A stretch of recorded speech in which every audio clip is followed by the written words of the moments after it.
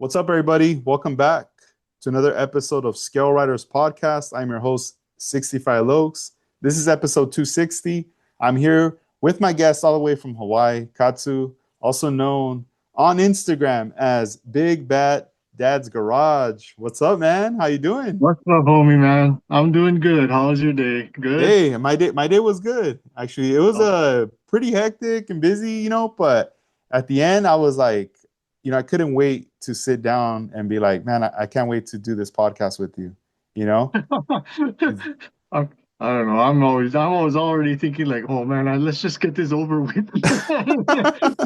No, right Because on. I've done business meetings and stuff like that for Uh-huh. work when I used to work, but nothing Yeah. like this. Oh, dang. No, yeah, I mean, we've done a lot of interviews with a lot of different guests and stuff, and I was just like, man, we have to do an interview with you. So when I reached out to you, I was like, all right, I hope we can lock one down because, not sometimes not everybody wants to do a podcast and stuff, but I always I encourage it, with my guests and stuff because I feel like it's just like a good time for us to like get together and just Yeah. talk about model cars, but I also want to get to know more of you and as well for other, viewers and listeners that maybe haven't met you in person yet, but they've seen your work, you know? And yeah, so tell us, you're based out of Hawaii. Have you lived out there your whole life or? No, actually, well, yeah, most of it, but I spent some time in Northern Cal Oh, and nice. Southern Cal. Yeah. Yeah, that's cool. And you got to tell us. So I have to ask you the first question. Before we get into it, how did you come up with your name, Big Bad Dad's Garage? How did that come about? My daughter gave it to me. Oh, So nice. long time ago, my youngest daughter, she's what, 30, she's in her 30s. So we're looking at over about 30 years ago, Mercedes-Benz came out with a commercial and it was one of their SUVs. And there's a kid sitting in the back of the Mercedes SUV and he's doing this Western rap. And he's talking about what his dad's doing with the SUV, the Mercedes Benz, and it ends with he's big, he's bad, he's my big bad dad. And my daughter, that stuck with my daughter, and she just started calling me Big Bad Dad, Big Bad Dad. And so that's how Big Bad Dad's Garage came about. Oh, that's pretty cool, man. I like how you have the story for it right there. That's dope. Yeah. I, So you hooked me up with some stickers a while back, and you gave me some of yours, and I do have one on my spray booth. yeah, I saw So that. yeah, so whenever I was like, man, I gotta represent, like every time I'm like spraying, I'll have the camera pointed in that angle. It's all right there, all my friends right there. So that's pretty cool. And there's also you're part of a crew too. Tell me about the mafia crew. It's called, let's see. Okay. Yeah, you gotta So break it down with me. That's the Hawaii Model Car Mafia. yeah, so we were part of the original Hawaii Model Car club. Um, then there was a falling out, let's just say that. And so Mark Wild Rod Guerrero, Ryan Shinjo, that's Skill Model Cars. Um, and I myself, we decided to just split and we just kind of hung out together as our own thing, did our own little thing. And then so we talked to this other guy, Taka, Chris, and he joined up with us. And then the two guys from California, up in California, Matt and Alex, they hooked up with us, and then so we just came up with Hawaii Model Car Mafia, and the two guys in California are our two California associates. Oh, that's cool, man. Yeah, shout outs to them. Yeah, I saw Matt. He's in the chat right now. Um, that's pretty awesome. Let me give out some shout outs real quick to everyone who's tuned in right now. We got Steven Kessel, Freddie Soto, Gonzo. Hey, We got Matt, Dang, and Armando Flores, and also Armando. Vision 124 tuned in. Oh, Vision 124. Yeah. Yeah, yeah. So they're all locked in right now.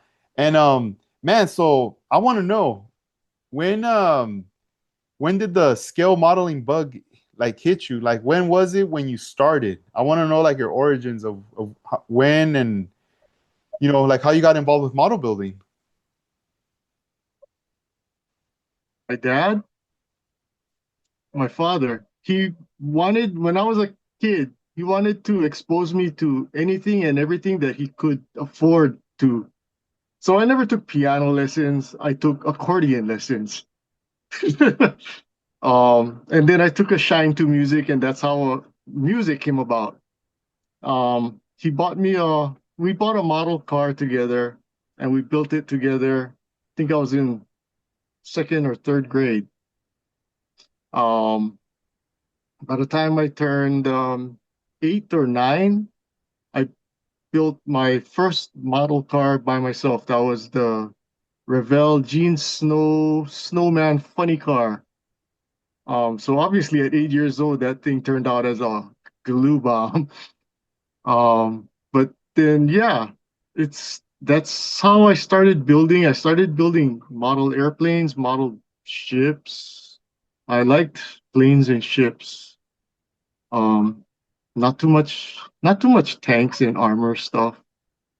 And then my neighbor, my neighbor's uncle lives in Japan. They're Japan nationals. The uncle owns a hobby shop in Japan, and he would come and bring us kits that are worth today like three, four, five, even $1,000. And we were like 10 years old. We were building these big six-wheeler, the Tyrrell six-wheelers, and they're glue bombs, but these are gifts from him. And so it kind of stuck. And then after that, I kind of stopped. I stopped for quite a while. Then my first son, I got him a model kit. Then we started building. I started building again. Then I think maybe about 20, 28, 30 years ago, I stopped again. My son moved away. He went to basic training. Fast forward to maybe like 4 or 5 years ago, he and Honda-matic got me back into the hobby. And that's it. I'm built. That's how it all came back, and I haven't stopped building since he and got me back in the hobby. He introduced me around to some of the guys and everything else. Instagram, you meet a lot of people. Um, I hooked up with Ryan and Mark, and I seen their builds, and I'm like, oh, it's time for me to step my game up. So yeah, I surrounded myself with all these really talented builders, and I'm still trying to learn the hobby. Man, dude, that's so crazy. That's awesome. I'm like, I'm trying to imagine that, like being in a position like that of having a neighbor, that goes to Japan, has a hobby store, and just, being able to get blessed with kids and stuff, and just being able to have that freedom, to like just mess around and play, having the opportunity to have all these like different kids. Was there a lot of Cool. other like friends or kids in the neighborhood that were also building models during that time, or Um, or was this just kind Not of like It was you kind kind of of like just me and my next door neighbor Eddie. Um, we would just sit there, and I swear to God. Okay, so glue, those modelly plastic glues takes hours and hours to dry, right? yeah, you're talking about the that testers glue? Yeah. So we're sitting there at least 8, 10 hours continuously building. Glue's not dried yet, and we're continually building.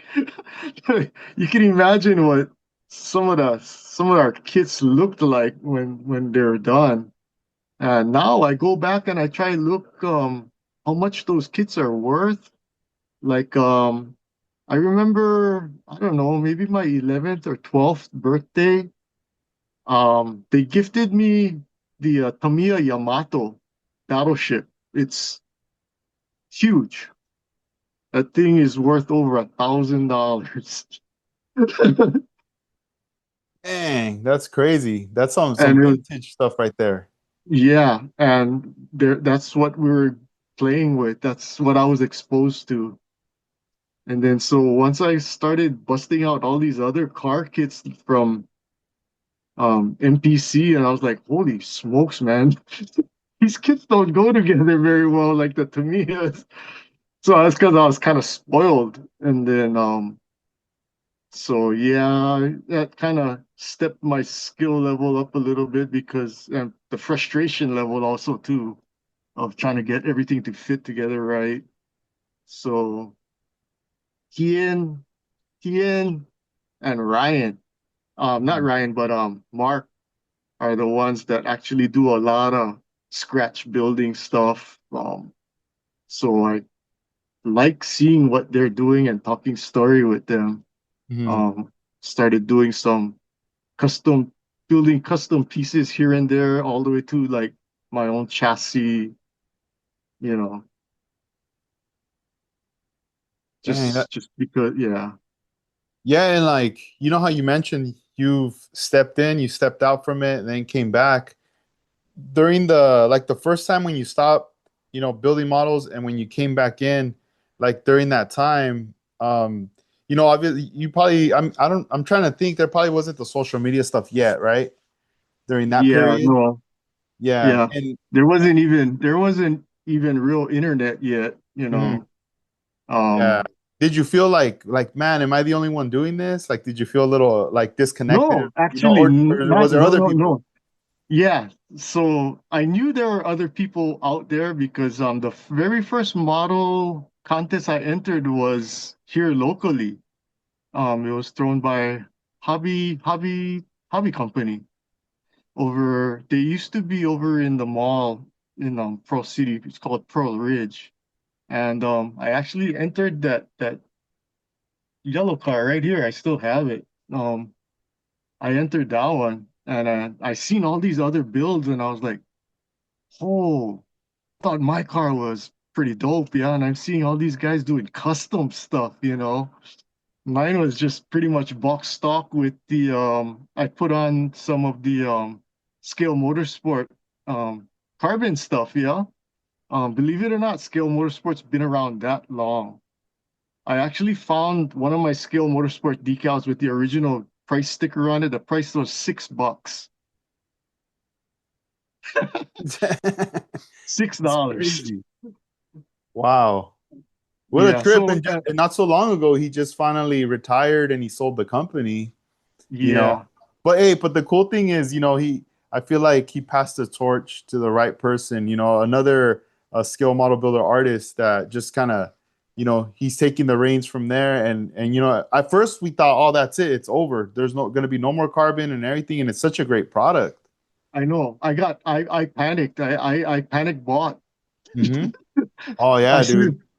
Mhm. I bought a ton of stuff, man. But Yeah.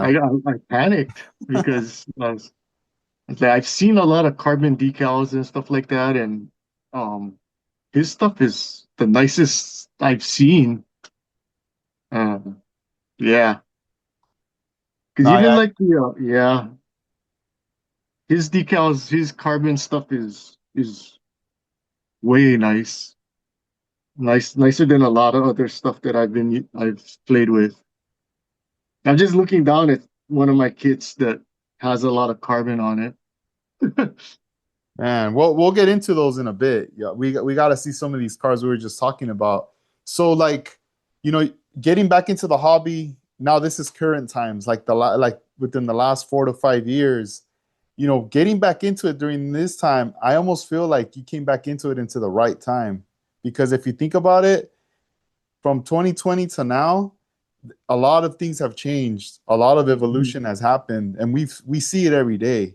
You know, Yes, this is there true. That's really true. everybody's stepping up their game, 3D printing, detail parts. We're learning things a lot faster than what we normally would. because now Mm. we have friends, we have the social media and all these like different outlets of people that we can reach out to really fast, Hmm. and they're willing to break it down now and be like, hey, check it out, this is what you need, this is what you need to get, try it this way. And as soon as you start to see the results, you know, you start, your confidence grows. And even if, let's say, it doesn't turn out the way you want it, you're still not knocked down. Like that confidence is still there. Like, let me give it a second go, a third or a Yeah, fourth. I want to try this again, you know. Yeah. Yeah, exactly. With social media, it's so fast to reach out to someone across the nation, you know. Whereas before, I would have to read a magazine article and you're kind of hoping that okay, maybe next month they'll talk about something that, you know, this particular problem that I'm having. So, you know, it's always you just read whatever you're reading in the magazine. That's all you could get before. Whereas now I can just throw a throw a question out to anybody on Instagram, you know, and a lot of the guys that I follow are really, really willing to share their knowledge, you know. There's only maybe like one or two that say, you know, it took me a long time to learn this. You know, you should try, just keep trying until you learn it too, you know. But there's a ton of people out there where I reach out and ask them about something. How did you do this? Or I'm trying to achieve this. Do you have any ideas? It's oh man, I did that to this build and this is how I did it. And it's so gratifying to know that the perfect stranger that you only know their Instagram name, you know, that's all you know of them, and they're willing to help. That's so dope, man. No, it is. It's It is. So like, you know, the things you're achieving to do now, how does it feel that you're doing it now? That, do you ever feel like, man, back then I could never do this, and look, and now Yep, it's happening in front of me. yeah. I that's exactly how it is. I've never built at this level, and trust me, it ain't perfect. None of my kits are perfect. I'm not happy with any of them. You know, as far as like, oh yeah, this is perfect, man. It is exactly how I wanted it. None of them are, but it's it's 100 times better than what I was building 30 years ago. Um, so I gotta try and hurry up too because I'm getting old. I've got a shoulder problem. This arm's going numb. My fingertips are kind of numb now. My right fingertips are going numb. So I have it's not easy for me anymore. My eyesight's going real bad. I'm using the thickest lens on my loops, but I still plug away, and you know, I might not be able to build very fast, but you know, I'm not gonna rush something and regret it later. Yeah. Yeah, no, definitely. I mean, take your time, you know, make the adjustments to be able to work as you can, you know, with the flow. But no matter what, Yeah. I mean, you're always going to be a part of, you know, the community, and you're always going to have like scale model building running through your blood, you know? So you're always going to Yeah. be a car fan for sure. Yeah. Yep. Most definitely. This And guy, let's see, you want to show us some stuff, go this for it. guy. No, I'll just hold it up. This was 3 years and it's still not done. 3 years in the making and it's still not done.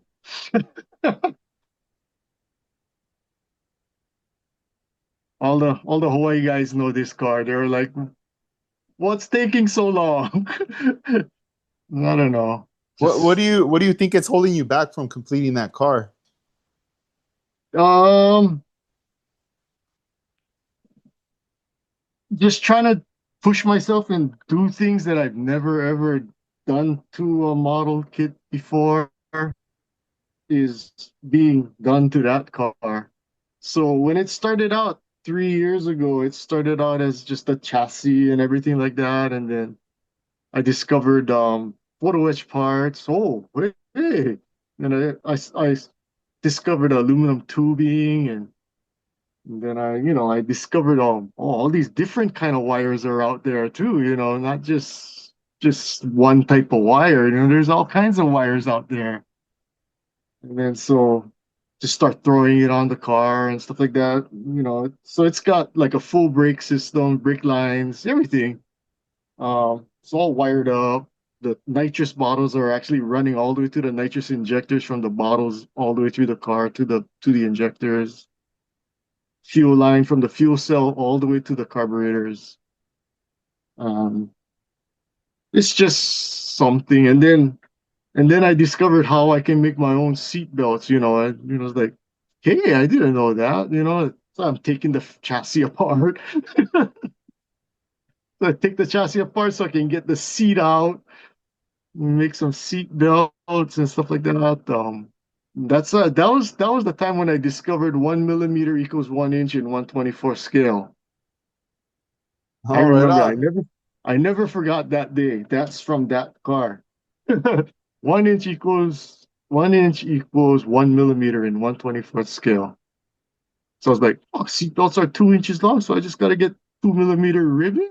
This the light bulbs and everything. Oh man, hats and horns. I'm telling you, man, when I learned that, discovered that, and it's basically almost every every week as when I first started building, I would learn something. I'd see something on Instagram and then I try it and then it works. And it's like, oh yeah, and then I'd be celebrating all by myself, hats and horns and everything's going. It was is That's what keeps me in the hobby, I guess. Yeah. Before time it was just okay, start it, okay, let's finish it. Now it's basically okay, let's get it started. We have a game plan going. I open up the box. The box already has like the wheels that I want on it. It has the PE parts that I need for it, the decals I want to use for it. It's all there. Um, so I'm always shopping. I'm always looking at all my kits. I go downstairs. I have kits all over the house, and I'm looking at them. I was like, hey, I saw something on Instagram or I saw something online that would be good for this car. And I'll buy it and I'll throw it in that box. So the kids, when guys come over or they ask me, let me see a picture of some of your kids, and I'll show it to them. But little do they know, they're not just kids. Most of those kids have stuff in them. Mm. Like if yeah, Y- they You have know, stuff in them. I've gone to some model car shows where I've purchased a kit from a vendor, and then later, when I get home, I'm like, cool, it's a used kit. Let me open it up, and I'm like opening up the box and everything. Next thing I'm like, what the heck is this? And there's like parts and all kinds of things in there, and I'm thinking, oh man, this must have been a kit he was working on that he probably didn't get around to doing it, but he had some plan or thought, and he put stuff in there, and he just probably forgot that was in there or something, or maybe he just decided I'm just gonna let go of the whole thing, you know. Yeah, But I know what you mean. I've seen some kids like that. yeah, I've never been that lucky. Yeah, and I'm like, dang, like he just hooked it up right there, you know. Yeah. So yeah, there's a lot of stuff that yeah, there's more than like my high ace over there. The lid won't even close. There's a lot of stuff in that high ace box. Um, that one's gonna be a rough build. I know that. There's gonna be a lot of cutting. Yeah, like that build you're doing. Also, I feel like the reason it's taking long is there's probably some things you want to add to it that maybe right now the skill or something's not there for that specific thing until maybe after some more builds in the future. And then when you come back to it, it's just gonna be like a walk in the park. I feel like you're gonna be Yeah. able to just execute So what you wanna. hmm, the thing that's really bothering me about this guy is my firewall to dashboard. I don't know if you guys can really see it. but that's a problem area right there. You might not be able to see it, but I can see it. There's a big problem there. And so I'm still I'm still slowly just kind of pondering over it, I guess you can say. But yeah, nobody makes a 442 Pro modified car. And so that's why I decided to build one. That's cool. Yeah, you have a wide range of builds, like across the board. A lot of different stuff that you've built. I remember a while back I had got that Pandem kit, the Zoom on one, and you picked that up from my online store, and it didn't even take you that long, man. Like you built that thing and you brought it to life, Yeah, and I I just was I thought that was dope because when those kits drop, not a lot of people build them right away. Like it takes time to finally see someone build one of those Zoom on kits. But man, you did it and you knocked it out of the park. Do you have that kit with you? yeah, I actually do. You want to take a look at it? Yeah, let's check it out. Let's do some show and tell right now. Give So us I actually wanted to build a K truck originally, and so I had parts for it. And then when you actually drop this kit, um, let's see if I can get you turned around here. When you drop the kit, I had to have it.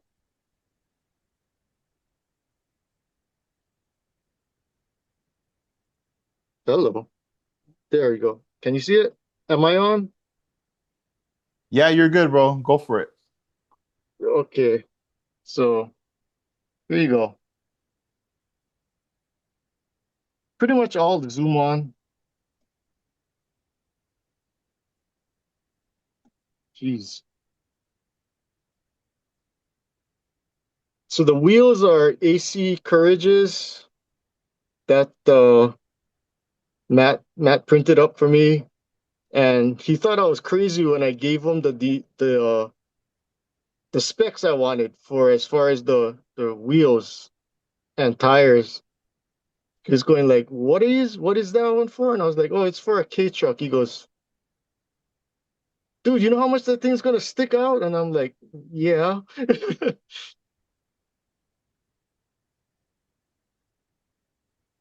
Uh, is it kind of washed out? Too much lighting? Can't really tell. Let's see. How many lights do you have on right now? Two of them. All right, do one. Drop one. That's Let's see. one. Oh, there we go.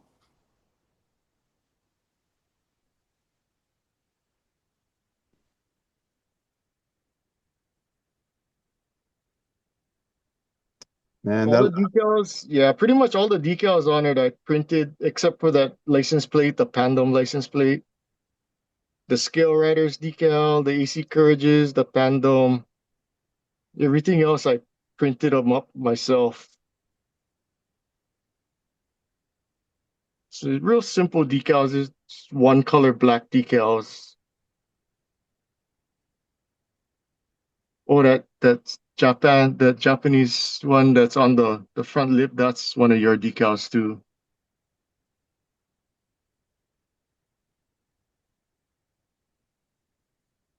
man, that I guess thing's it's dope. see if I can switch you back here. Yeah, yeah, yeah. Man, Okay. how long did it take you to complete that build? That one was actually a pretty quick build. I don't know, a month or two maybe. I don't I don't build very fast, but yeah, this one took relatively pretty quick. It was pretty quick. Yeah, that's pretty fast. You must have been like very inspired, or you just had that fire brewing in you. You're like, I gotta knock this one out. Yeah, this one was really exciting. I really was excited to build this one. And yeah, it's got the big poking wheels, AC Courage's, old school.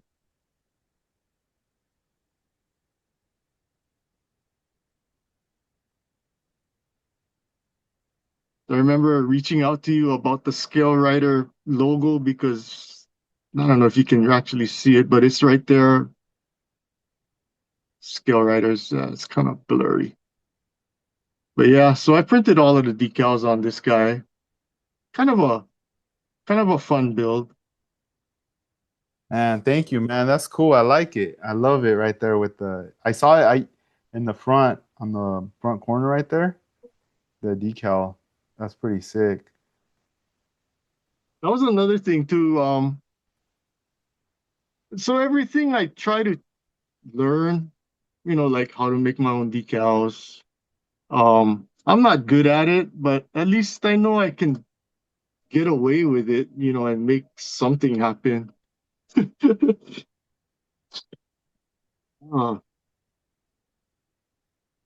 Yeah, we let me shout out some people that are more people have joined the chat here. We have George Juarez, OmniWorks, Luis, Juana Mesqua, Jarvis, Malone.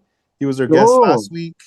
And also Rudy Munoz, Kid Builder Chris, all the way in the UK. yeah. What's up, In Chris? right here, Freddie Soto. All right, guys, that's cool. Thank you guys for joining us right here. We're just hanging out, chopping it up right now. You know, getting getting to know Katsu. You know, when we finally got to meet in person was not this year, but the year before at the NNL West when it was Yeah, the pizza night. yeah. Let's see. You got another one. Tell us about this model right here. So this was the one that's on your poster. This is the shop truck. Um, Pretty much custom chassis that's underneath of this Jimmy Flintstone body. Uh, 572. The I have a G body chassis front clip. Um, then the mid section under the cab is actually the box stock of the chassis, and then the rear is a three link one one Sepulveda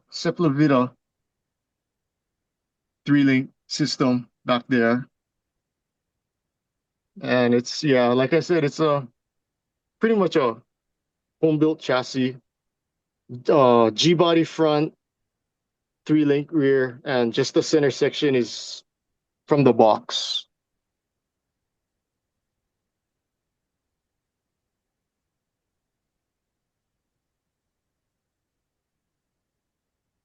Can you Tropical tell us? Glitz.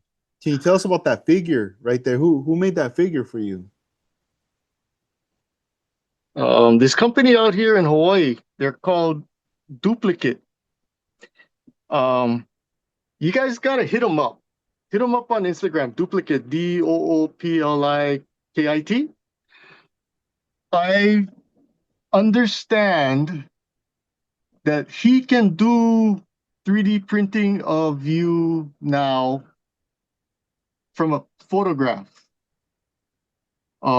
Which means you guys like can send him a photograph of yourself and he'll be able to make a figure like this for you,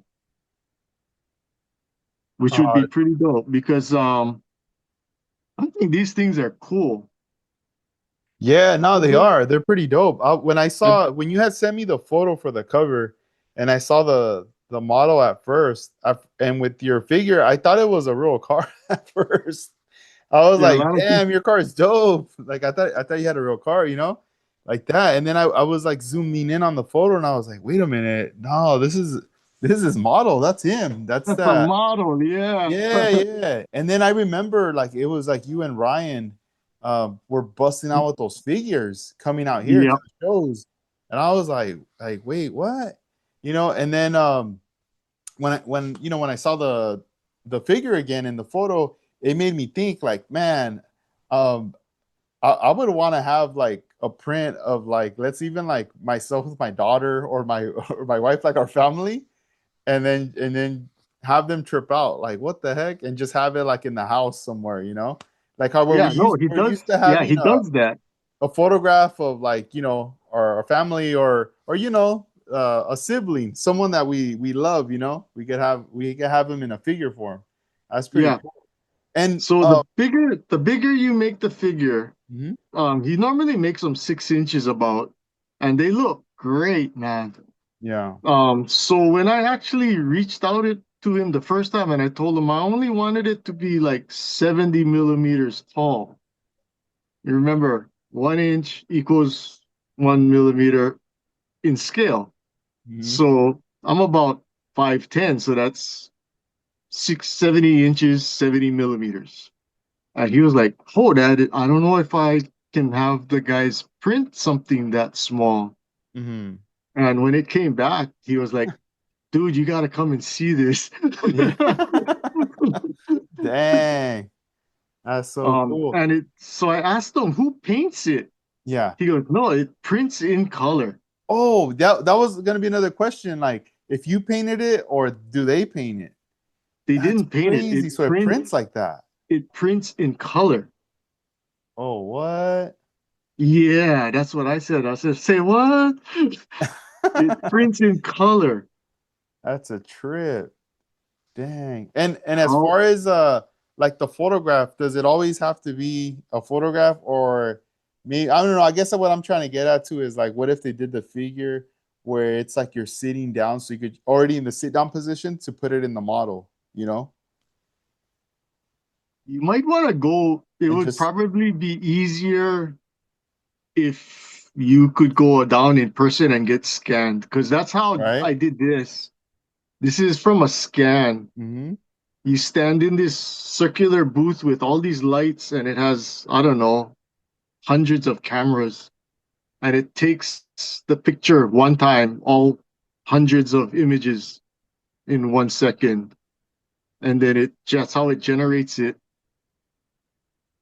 and it's pretty cool. That's why when I seen his recent post last week that he can now do it from a photograph, um, that's gonna open up a whole lot of stuff for him, for like you guys that, you don't have to come to Hawaii and get scanned now. But as far as a sitting down one, I don't know. You might have to go and reach out to him, message him, on Instagram. Yeah, yeah. I started following that company after you guys were showcasing your figures and had tagged them. I was like, man, I got to start following them. But yeah, I need to reach out for their services because it looks very interesting to Yeah, get I something did something done. for the last NNL West, the one that you didn't come. My friend Tori as my race car driver. So she's the driver of my Drift S13. Oh, that's so awesome, dude. That's dope. Yeah. And What then a I think tomorrow I'm gonna go and get myself scanned one more time. I'm gonna make another figure yeah. Are you for, for do you already have like kind of what you want to wear, like an outfit? Like, all right, we're gonna do it with Oh this yeah, I'm just shirt. gonna wear jeans, a Yeah. specific t-shirt, and Oh, okay. my hat. Yeah, yeah. Oh, that's what's up. Yeah. Oh That's man. it. That's pretty cool.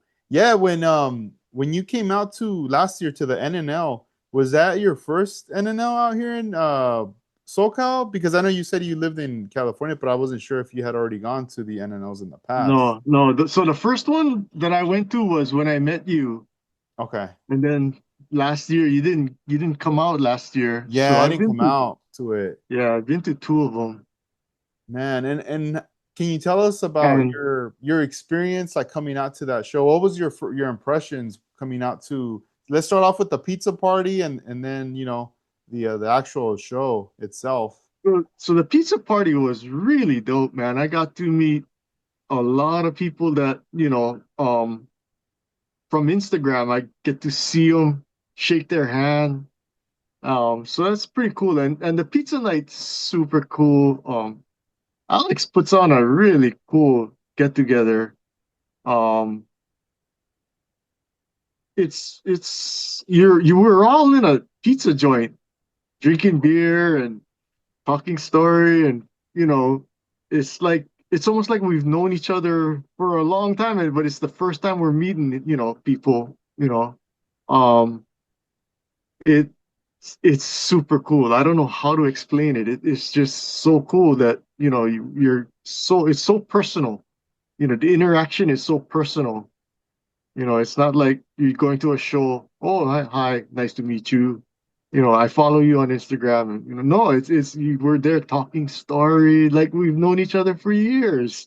You know, and then when NNL too is the same thing. It's like there's certain guys I meet, I buy stuff from that. Oh, finally I get to meet who I'm buying money, sending my money to and stuff like that. And um, it's like I said, when I was building 30 years ago, none of that ever existed. It's just everything is out of a magazine, and you only see people here in Hawaii. So you kind of know the builders in Hawaii, and that's your friends and that's your circle, and that's about it. You hear about these names through magazines, and then so it's like, wow, this guy can build, but it's only a magazine article, yeah. Whereas Instagram makes it a little bit more personal, where we can talk to each other now and stuff like that, and then um, meet up. Actually, we can actually meet now at different model car contests. I'm at that point in my life where if I want to go to a model car contest, I'll go. You know, I'll fly out there and I'll check it out. So, and to meet people, yeah, the guys that actually helped me out too, it's super cool, man.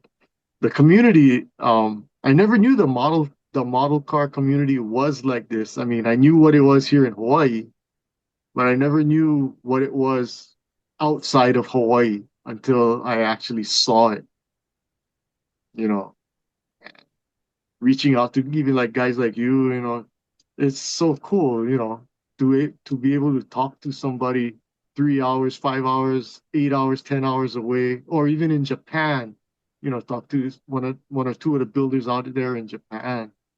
Um, and they're reaching out and they're making time. So we're trying to find the happy medium of when it's not too late here, but it's not too early in Japan. And they'll try to make time for that, because apparently it's important to them too to try to talk to me. Um, and so the model car community, the modeling community as a whole, I think has really changed. You have your cutthroat competitive builders, and then there's me. Just your mediocre everyday builder that wants to learn, and I notice everybody wants to learn, and um apparently I'm doing some things that other people's never seen before. um and they reach out to me and they're asking me how I saw your post and you say you're mixing your own you're mixing your own pearl, or you're making your own, you're modifying paints. um how exactly are you doing that? And I'm like, I thought everybody knew how to do this, because I learned it from somebody else. Yeah, yeah, that's funny. No, yeah, it's a trip when it's like that. You did a video on Instagram with the pearl powders. You were Yeah. showcasing, you know, how to like the way you do it. And I saw that case and you had all these different colors. Where'd you get all those powders from? Okay, so that I got from it's called the Merry Artist, Merry with an I, the Merry Artist. They're a shop out in Oregon. I know And that it website. They sell a lot of Iwata stuff on that site. yeah, so they're the Iwata distributor for the West Side. Um so they sell these pearl pigments, and I bought the sampler. So the sampler has, I don't know, 40, 50 different types of pearls in them. And some of them, I mean, if you're going to break it down to like 124 scale, you could actually use them as flakes. But the pearls are the pearls are dope, man. Especially when you start mixing them in with some of your candies and stuff like that. I made a HOK candy blue, and I mixed in some of that little bit of that blue pearl into it, into the candy, and I shot it, and man, I like it. Man, So, that's you dope. know, how you play with how you play with the paint, you know. So this is one of them that has a kind of a blue pearl, and the flame itself actually has green pearl in it. It's kind of nuts. So I kind of wanted to make the blue flame have a green flop in it. So that one has a lot of candy in it. Damn, man, it's so hard for me not to say, something because I want to say something, but I gotta be quiet because you got the we got the camera on the speaker right there. But I got questions. So that build right there, is that House of Color mixed in with those pearls and also House of Color clear, or break it down of what's in that? Oh, the 49 Merc? Yeah, the 49 Merc with the flames, dude. Okay. That's Okay, so badass. it's actually tropical glitz, seductive blue. Mm. And I mixed in a different pearl. So it already has pearls in the seductive line, yet at the tropical glitz seductive paints. The seductive and luscious paints, they add their own pearl in it. So I shot it out. I do a lot of test shooting. I I Mm. go through I go through a lot of these spoons, tons of them. I go through a lot, and I go through a lot of paint. Um, not necessarily painting models, just painting spoons. And so I shot it out, looked at it. Well, how would I change it? I want it to look a certain way. I like it, but I want it to be a little different. So I just start adding some pearl in it, some different pearls. Um, this color again. We're back to this color.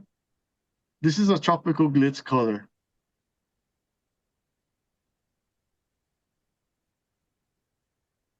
This is the flames is that same color, just with pearl in it, green pearl.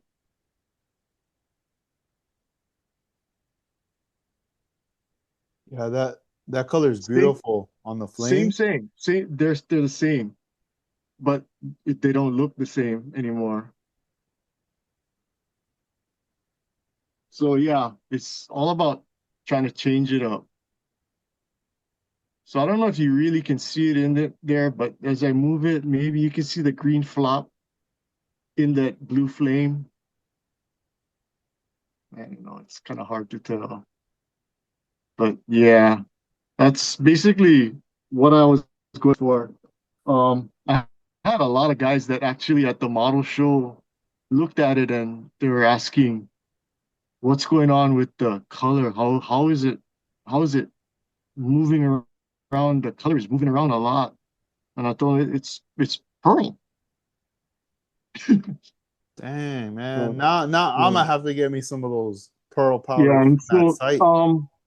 because like Tamiya makes a couple of pearls pro Hmm. paints, Yeah. and I'm sure everybody shot it and they're not happy with it. Hmm. That's kind of why I decided to start mixing my own.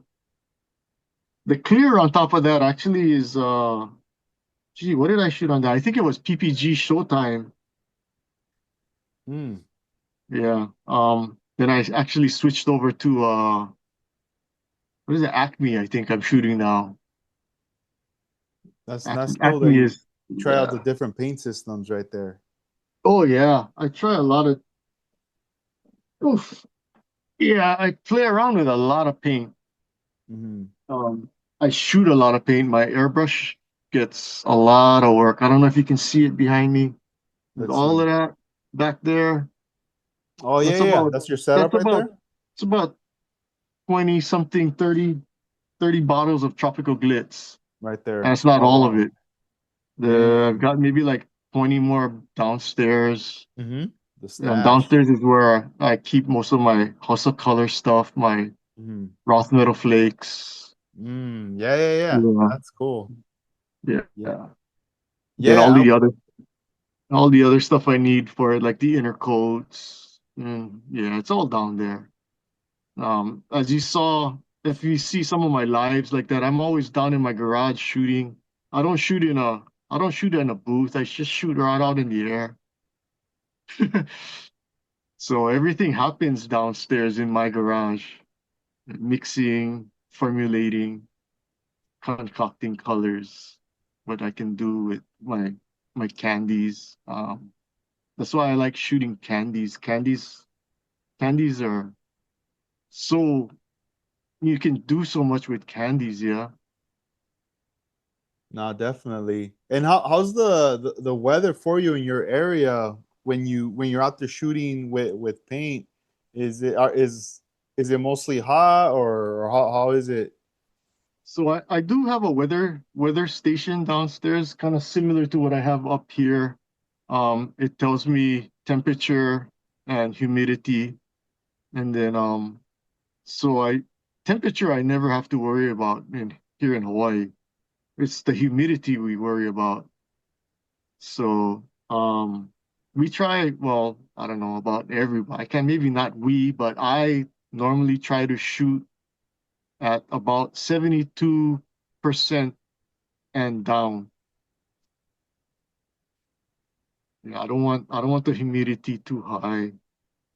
Um, as far as the wind, since I'm out in an open garage, I want it I want it to have a breeze because it keeps everything moving as if I'm in a booth. But you don't want it super windy and then you all end up with all kind of crap in your paint. And you don't want it dead still either because when it's dead still, then everything gets attracted to the spray pattern and it ends up on your car too. Um, I owned a spray booth once. I had it brand new in the box. I sold it. I never opened it.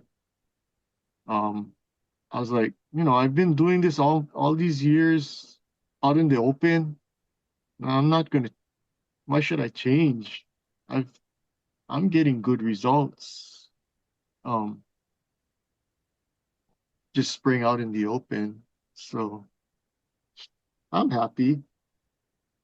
That's good. I've had I'm that yeah. issue happen in the past where you were saying how like when everything is kind of still and like you're shooting and it goes with like the flow, like the pattern.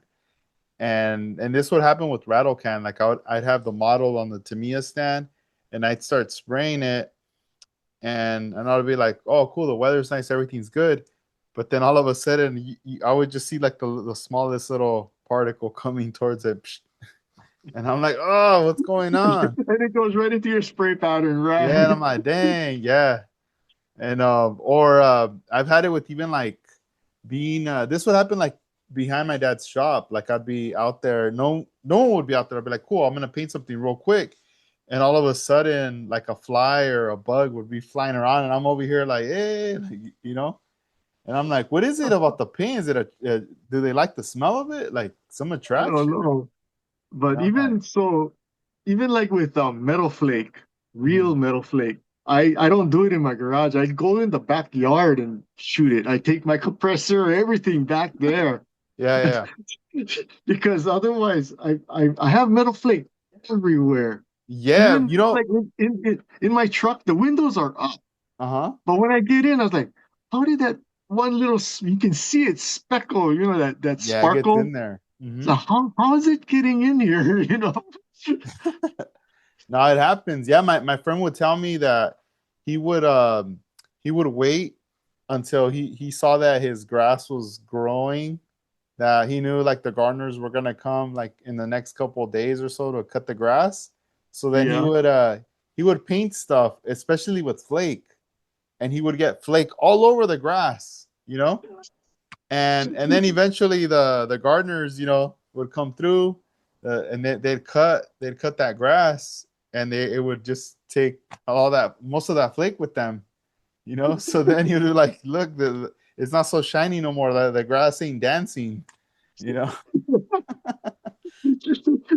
Yeah, and I also do dry flake too. I dabble with dry flake too, so that's even worse because all you're doing is just blowing flake. Just you're just blowing it, you know. That gets everywhere, boy. But Yeah, dry I flake, dry flake is not for the weak. If you got a weak stomach, man, dry flake is not because it gets everywhere. I mean, it's basically imagine putting a straw into the bottle of flake, and just blowing. That's what you're doing. no, yeah, So, it gets everywhere. I had that problem one time. I bought this little I can't remember. I think it's called Flake King, and yep, I have. you attach it to your airbrush. It's all Yep, dry flakes. And I remember I turned up the PSI. Normally I keep the PSI at least like 18 to 20, right? yeah. So this one I was like, I figured, oh, I gotta turn it up higher because I'm shooting dry flake. And I turned it up, I don't know, maybe like 35, like or like really high. And whatever object, I had already with a different airbrush, I sprayed clear on it. So the clear was still wet. And then I was like, all Oh, right, no. I'm gonna shoot the dry flake on it as I'm moving the object. Man, that stuff was hitting the object, but all the excess, so much wasted amount of flake was just blowing everywhere. Yeah. And it got on the wall. And I had this little booth area at my parents' house where I would paint. But man, when I was done, there was all these little flakes that were in the crevices of the walls. And Yep, I remember it's everywhere. I had to get a hose and like hose down the wall and everything to bring everything down, and then have to like mop the floor to throw everything away. But that stuff would not come off the walls. That flake's still there. Yeah. Yeah. The first time I dry flaked down in my garage, you can see it. It's still there. There's this circle about that big on the tile wall that sparkles. Man, Ah, that's a trip. I wanted to ask you. I wanted to bring up Japan. So, what let's year talk was about it Japan. when you went out there for the Moon Eyes show? 2 years ago, um, really, really cool hot rod show. The uh, it's I've heard about Japan and their hot rod culture, their low rider culture. Um, but to actually see it in person, I was blown away. I was like, man, some of these cars are nicer than some of the ones you see in the United States. Um, and then in the middle of the show, they have diecast and model cars, and it's an actual contest. Um, Mark, Mark been there twice, I think, and he won twice. Mark Guerrero, Wild Rod Guerrero. He's one of our mafia guys. He's entered, I think, twice, and I think he won it twice with his builds. So I'm wanting to go and enter one time. I'm not expecting to win, but they give you this cool plaque. Um, I want that plaque. I know I have a little one, but they give you this big plaque just to enter, just to say that you were there. I want that. Um, I don't think I'll win. I've seen their builds in Japan. They build pretty good stuff out there. They know what they're doing. So that gives you an idea of um how well Wild Rod Guerrero builds. If you don't follow him, he doesn't post up a lot of his model stuff. When he does, you better pay attention because his stuff. his builds are super dope, super intricate. He loves working with metal. Um, was it 2 years ago at NNL West was when he brought out that what was it? Was it that Was it the that small car that was like the the small, 164 or smaller than 164? smaller than It 164? was tiny, Yeah. yeah. If you actually spend time and look at that thing with a Hmm. magnifying glass, you'll see that there's fuel lines, there's ignition wires, That thing there's was I everything. did see it. I remember taking pictures of that. That thing was tiny. Yeah, so that's what he can. That's what he does, and Damn. it's yeah. He actually dips his own stuff and does his own chroming too. As well. What? Yeah, he does his own metallizing. He Yeah. has so yeah. Japan. Go to if you guys go to Japan, go to the camera shops. That's where all the hobby stuff is. Yeah. You know? How was what was your impression of the hobby stores out there when you saw them? Man, I wish I could live there because there's no way I could bring everything home. Yeah, yeah, yeah. So much to choose from, huh? Yeah, I mean, there's so much stuff out there and tools, stuff that you need to, that helps you to build parts. Yeah. Oh my goodness, there's no way I could bring all of that home. No, I So, know. Like the time I was there, I almost felt like a kid. Like when your parents finally take you to that store you've always wanted to go to, and then you have that feeling of like, oh, I gotta use the restroom, but there's no restroom or whatever, and you're like dancing around and you want to look at everything, but you can't. You're just super excited, you know? yeah, You're yep, like, yep, yep, yep. damn, what do we do? But man, yeah, it's amazing. It's amazing to see like all the stuff that they have over there, you know? Yeah, it blows me away. Hmm. How long were you out there for? The last time I went, I was up there for like 10 days. Oh, that's a good amount So, of time yeah. to be there. Yeah, because like you're like one week in, you're like, oh, this is dope. I could probably live here. You start thinking like that. And then after like the No, eighth day, you're like, oh, I think I want to go home now. And then the ninth, and then by the 10th, you're like, all right, when are we gonna leave? I want to go home. No, gotta do I my know, models. but then it's so funny because actually after you get home and you get over the jet lag and you're like, Hmm. oh man, I wish I was there. Oh yeah, right? Yeah, you want to go back. No, yeah. Yeah.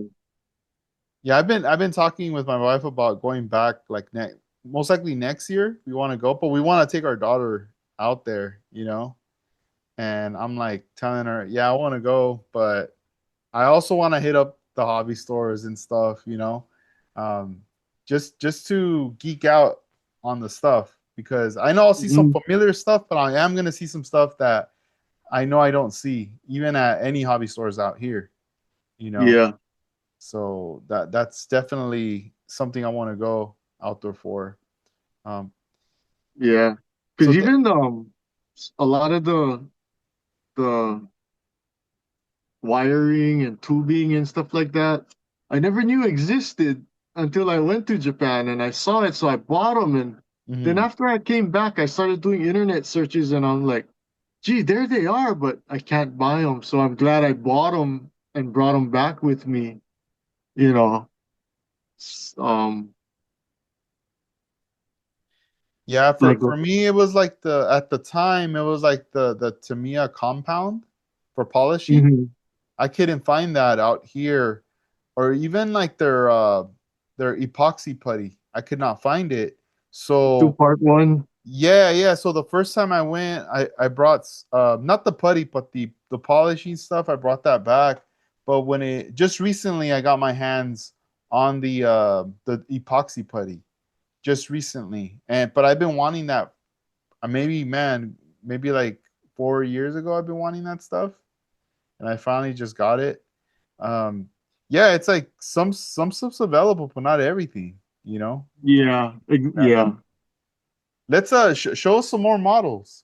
I want to see some Oh, more cars. Some show and tell. oh, okay, yeah. Oh. Let's get I remember you the saying lineup. you wanted to see some of my recent builds. Oh man, sorry, it's dusty. Okay, recent builds.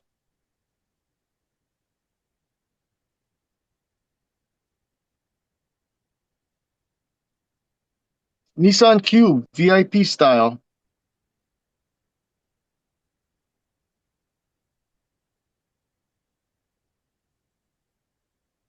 A lot of guys were asking me about the wheels. Um, they're actually from a model kit, the AE86. That's what those wheels are.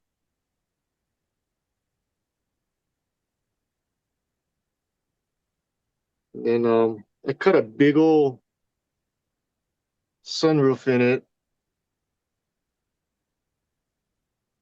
Grab it. Yeah, so I cut a big sunroof in it. Chandelier, lots of interior stuff going on.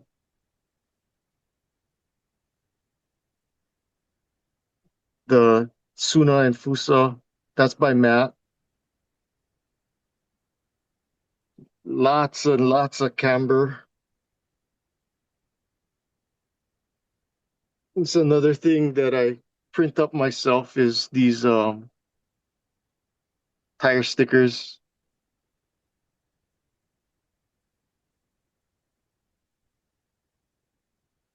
See the tire sticker?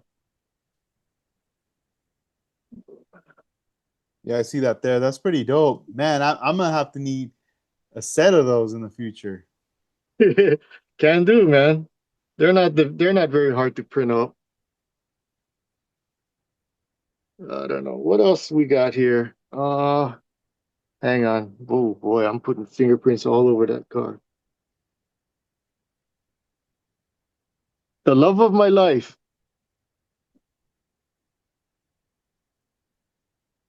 59 Cadillac, the naughty girl. She is far from perfect. So much imperfection in this build, but she is my favorite. So this is another tropical glitz paint. It's called Coral Reef, and I added blue pearl to the paint. I don't know if you can see the flop, but it flops hard.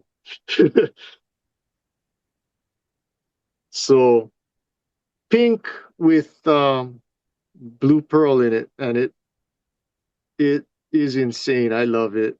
Um, like I said, it's not a perfect build, far from it, but I love this girl. I like this one. Gotta give a big shout out to Hien Lee, Honda Matic for these wheels. You can't get these wheels anymore. The wide and super wide mini tub. These wheels are been out of production for many years, and he donated these wheels for this build. Um, also Scott Inman, um, Scott Scale Builds. He's the one that helped me out. He's the one that helped me out with the motor and how the motor should be wired and built. And I'm telling you, the community is super cool. These guys out there, thank you very much for helping guys like me out. Um, just just makes the hobby a lot more satisfying knowing that there's guys like you out there that's willing to help an old guy like me just make something like this. Like I said, it's not a show winner, it's far from perfect, but this one is pretty special to me. I like it. I actually owned a 59 Cadillac once upon a time. Never did look this good though. uh Yeah, I don't know. What else? So this one was built a few years ago, but this one, I know you know about this one. Oh yeah, the PlayStation, the BMW, with the PlayStation livery. BM6. Yep. So this one was bought from you. Even the detail up parts are all from you. Do I have a toothpick around here? Oh shucks, I don't have one. Hang on. Hang on, okay, guys, I'll be right back. Oh, Rob. Man, that looks so dope right there. He's gonna be back, guys, real quick. Let me uh let me say what's up right here. Yo, what up, Jarvis, Gonzo, Chris, 760 Toad Line. What's up, man? 124 Mob. Dang.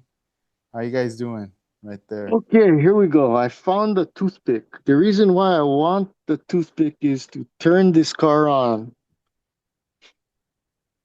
Let's shut it down.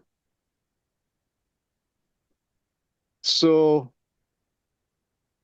I drilled holes here.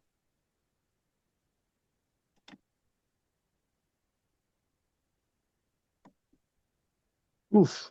Where's that second switch? Now let's rotate it again.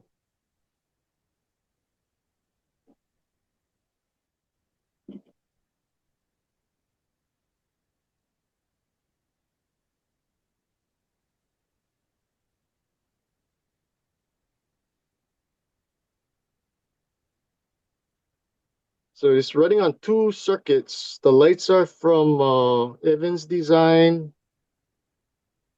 It's just something I wanted to try and do with this car since I spent so much money on the kit and the photo etch parts and all of the carbon decals. And I put so much detail into the interior that I figured I might as well try light up the interior. And since I'm lighting up the interior, let's just go ahead and light everything up. I don't know if you can see that. I tried to actually mimic where the numbers actually light up. I know it's kind of washed out, but when, yeah, like that, just make it look like it lights up. The indicator light up on the windshield. Uh, of course, I put a dome light in there just so that you can see what's going on in there.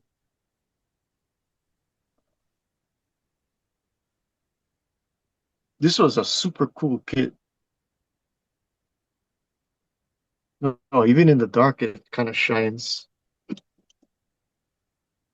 So this one was shot with the Acme 2K Clear. The paint is by BMW actually. It's a real BMW paint. It's a 2020 BMW San Marino blue. Oh,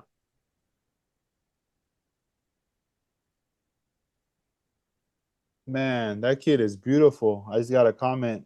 Man, it's crazy. The just seeing all those water slide decals, I could only imagine how many hours you spent putting them all together. But just the lights is like a huge enhancement that makes it look just crazy, man. That's incredible. Um, this model kit, this is at Nunu Hobby, the Nunu yes. Plus kit, and man, they do such great kits. You know, uh, just recently, Chris just finished that EF9 Honda with That the thing is dope, man. right. Yeah, man. Yeah. Man, And imagine like putting the EF9 and with this yours right here together, like side to side on the show. That would be crazy.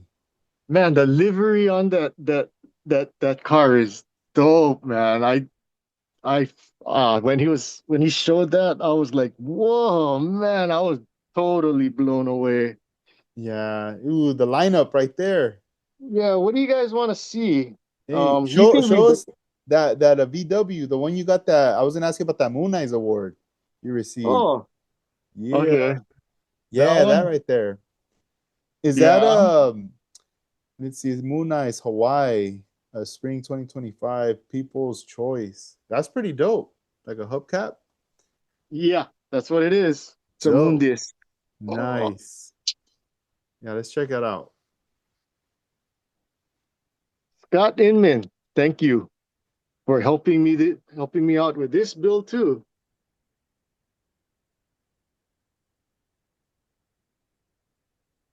Ah, it looks better if I just do it up here.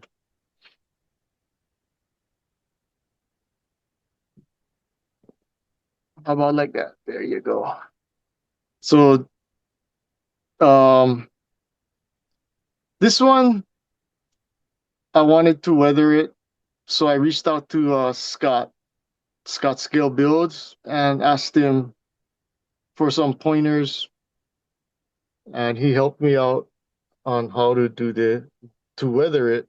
And so this is kind of his technique, except for the roof, I tried something different. Instead of salt, believe it or not, this technique is called Elmer's glue. Um, so to get the texturing, that's actually dry glue, dried Elmer's glue just sponged on, and then you weather it. And I kind of think it came out, looks pretty real to me. I kind of like it. And I did the same thing down here. That's Elmer's glue in the corner. Same thing on that corner right there. That's Elmer's glue, just to give it that little texture.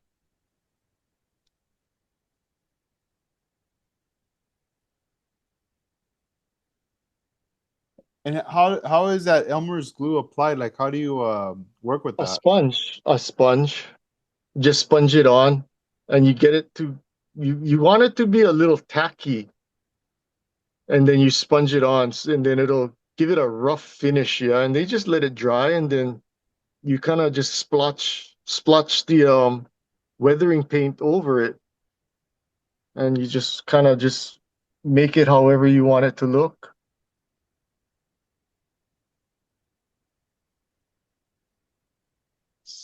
I didn't want to use salt. I wanted to try something different. I actually learned this Elmer's glue technique on YouTube, so I just wanted to try it.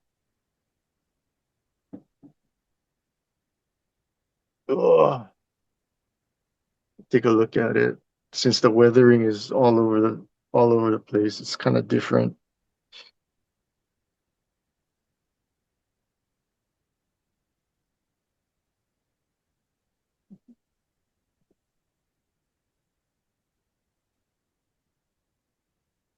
Let you guys get a real close up look at it.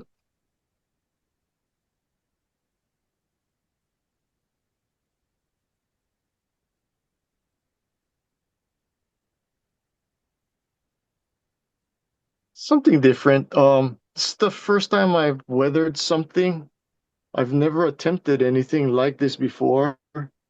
Um, I'm definitely going to want to try something again. Um, I don't know.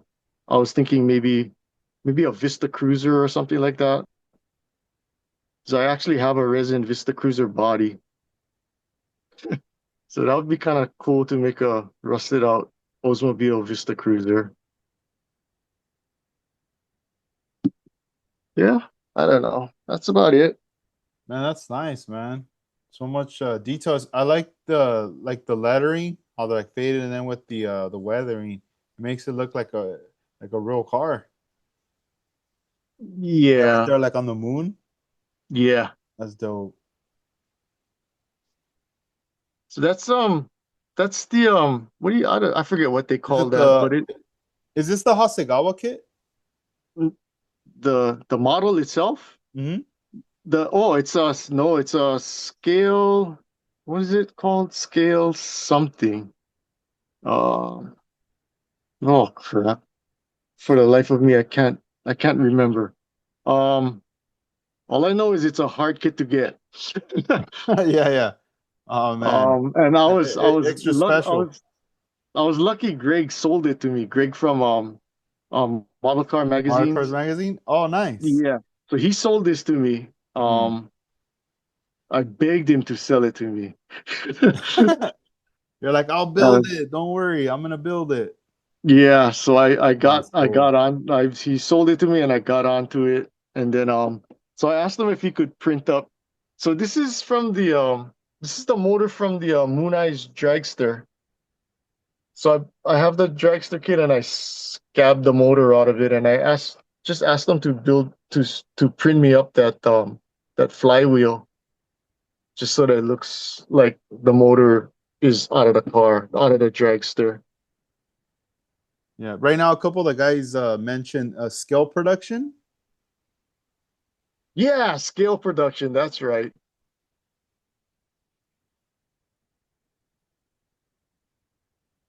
Yeah, I begged Greg to sell me this car.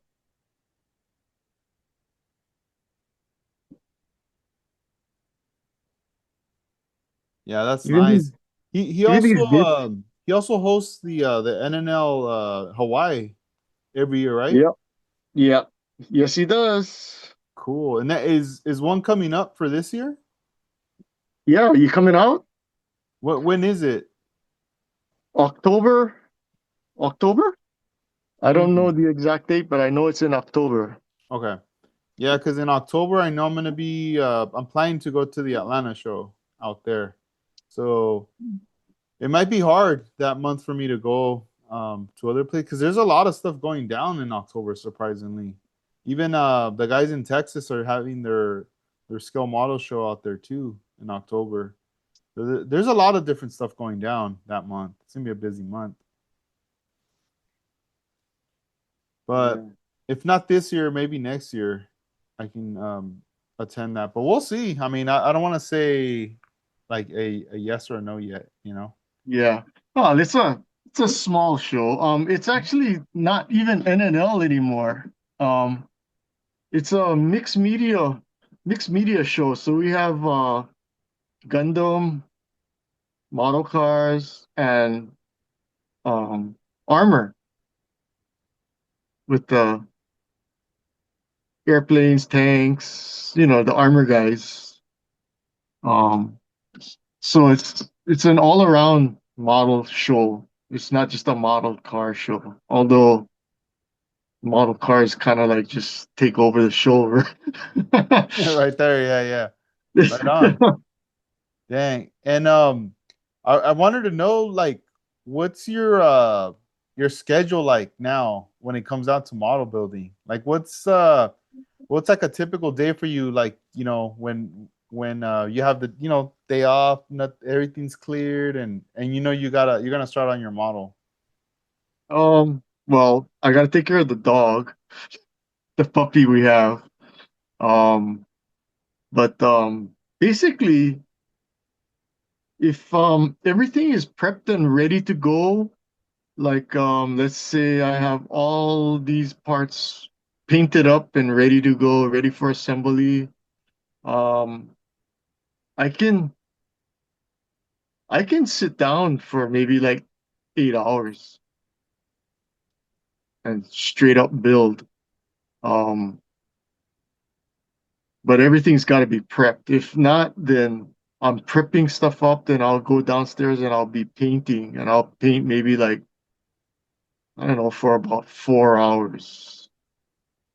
Just paint one color, shoot lacquer through the gun, load it up, shoot another thing, clean the gun, shoot another color.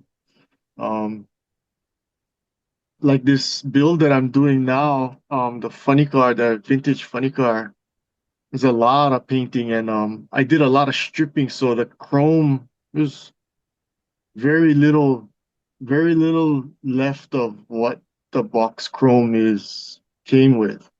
Um, I stripped almost the whole tree of parts. I think I kept maybe only like 3 or 4 original pieces that were chrome. Other than that, everything else was dipped and stripped and reshot. Um, so yeah, I've been using Green Stuff Chrome, Green Stuff World. Um, also that stuff Iceman sells uh, uh oh I forget what it's called. But I like that chrome that he sells, cold tone, cold roll tone something chrome. I like it. I really like the look of it. It's pretty durable too. Um, see if I can actually get this car out. It's the thing. It's 116. Something weird. Something really It's different one from of me. those big size model cars. Ooh, Yeah. let's check it out. Damn. Okay.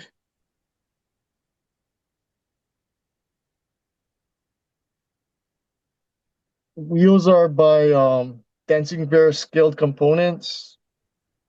So they're aluminum wheels.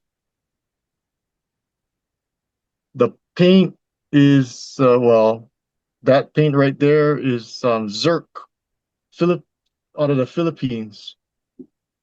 That's called All Nippon Airways Light Blue. The chassis itself is gloss black with blue as Roth metal flake,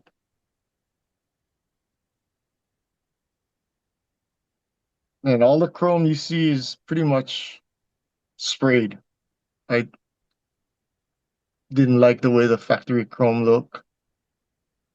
Steering linkage, all of those bars you see right there, that's all stainless steel. It's not plastic, it's all stainless steel.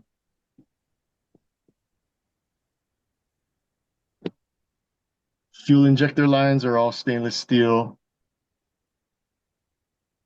The headers, there's three different colors of paints on the header. I know it's hard to see, but there's three different colors to represent the burn. Um, Hasegawa mirror finish for the fire extinguisher.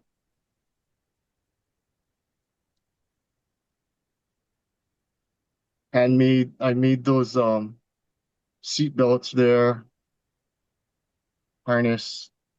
What else? Oh yeah, the trans. I don't know if you can see the trans blanket has its buckles on it, everything. Even the rear. I did some research on this car. I found out the differential actually has a breather, so I ran a breather hose right through the differential up to a breather can. I don't know. There's a ton of stuff with the internet that the internet changed the game. You can find out about a lot of stuff on the internet. I found out. Um, I even found out how the instructions tell you to plumb the gas line, the fuel lines, and I found out it actually supposed to be plumbed this way. So it's plumbed actually how it's supposed to be, not how the instructions tell you to plumb it. So this one's coming along Damn, that thing has a lot slowly. of detail. I'm like just quiet. I'm just like staring at the thing. I was like, dang. Yeah, I don't know. I try. Is that the first one you do in that scale? Yeah. Okay. Man, it looks really well executed. That's for sure. Um, and again, Matt Reynolds printed up all of these AN fittings for me. And then I don't know if you remember, I sent in an oddball order through you for the number 4 Detail Master um AN fittings. That's for this build. Pose for that. All right. Yeah. So Dang. I'm using a lot of the number 4. I don't know if you can see it. So, like I said, all of this stuff is all stainless steel. So I'm using like the number 4 AN fittings for the end caps just to finish it off. But yeah, it's all stainless steel rods I'm using. None of the plastic, the chrome, the chrome plastic rods. No, I didn't use any of them. So you can see the brake line is just dangling there. It's still, this is still a work in progress.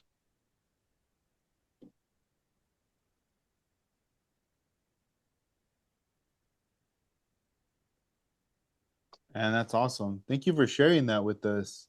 That, Yeah, there's the that's body. ooh, let's see. Show us the body. I want to see the body. Okay, there's no clear on it yet. So this is that Zerk paint out of the Philippines. All Nippon Airways light blue shot over gray.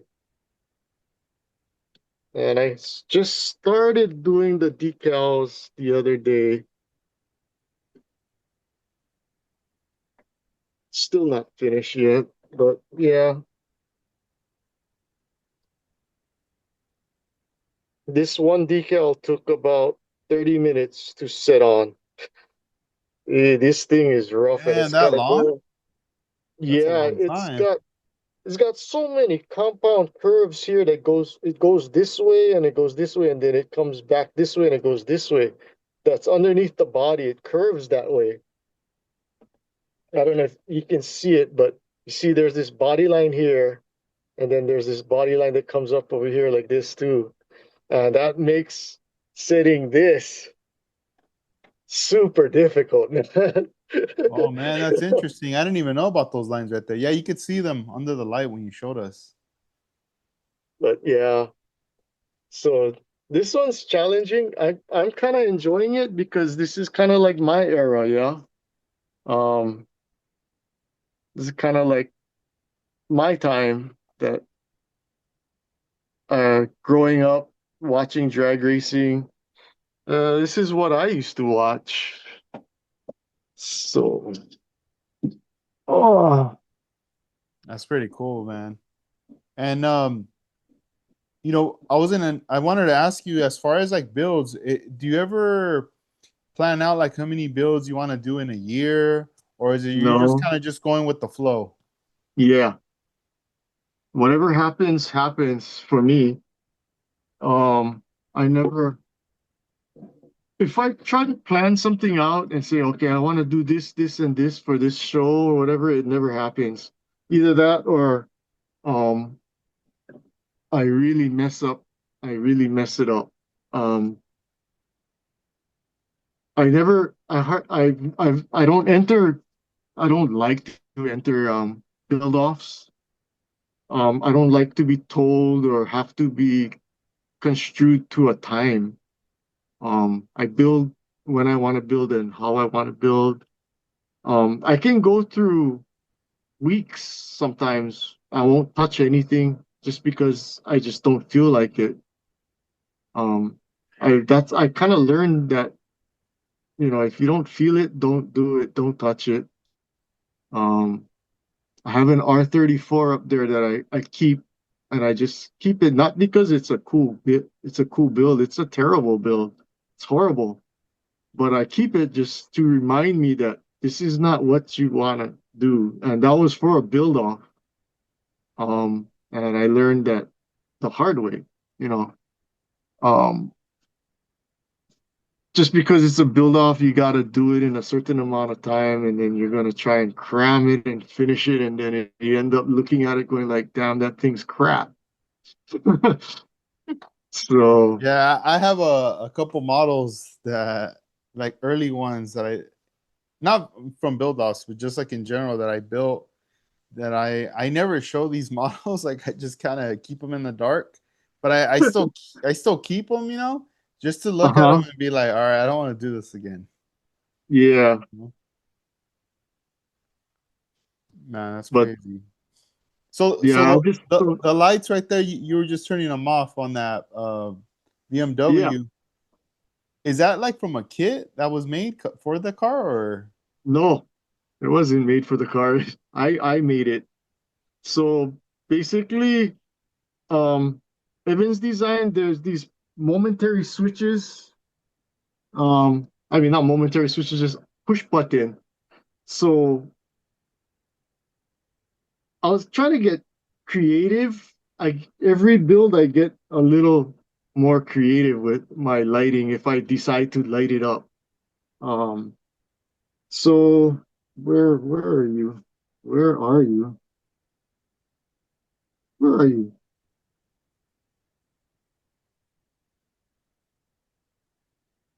I don't know where she went. Okay, I'll grab this one since this one's right in front of my face. So this is the first kit I ever tried lighting up. You guys can see this. Let me switch the camera so I can see what the hell's going on. So this is the first car I tried lighting up. Uh, road jam. So cut the hood open, magnetized it, and added it in here. So you can see the batteries, everything like that. And then there's a switch in there. And basically that turns the car on.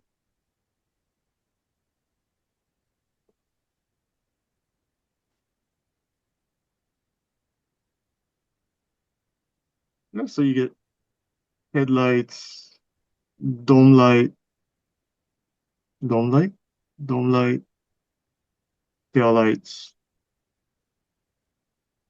And basically it's pretty clean. You don't see anything because the hood goes back on. Um, And are those just this tiny, kit, tiny little LEDs? yeah, from Evans Design. Um, I've never taken this car to the show because it's a horrible build.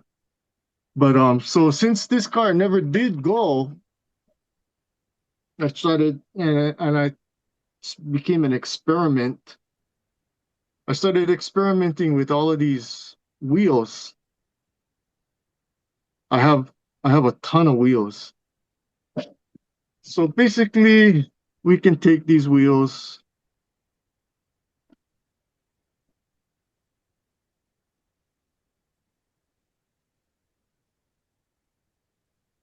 Where we at? Doing this blind here. Swap them out.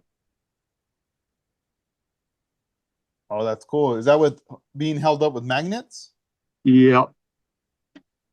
Let's what else do we have here? Oh, oh no, that's the matching wheel. Let's try something different. Oh, okay. EO5. Work EO5.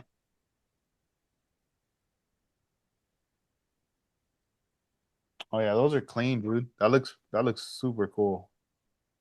So yeah, just something I experiment with,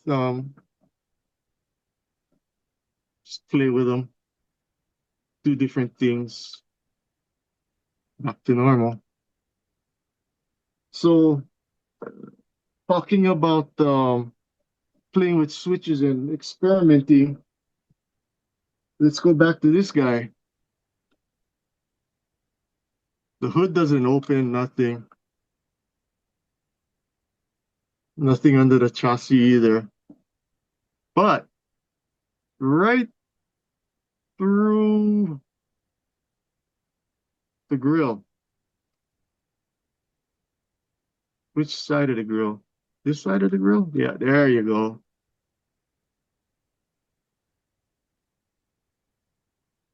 Wow, Chandelier light. that's so cool. Then it has a little chandelier in there too. Yep. Dang.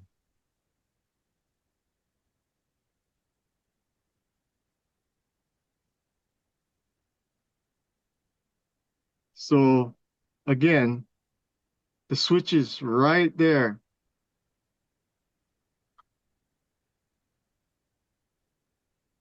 Man, it's so bright, I can't even see it. There you go.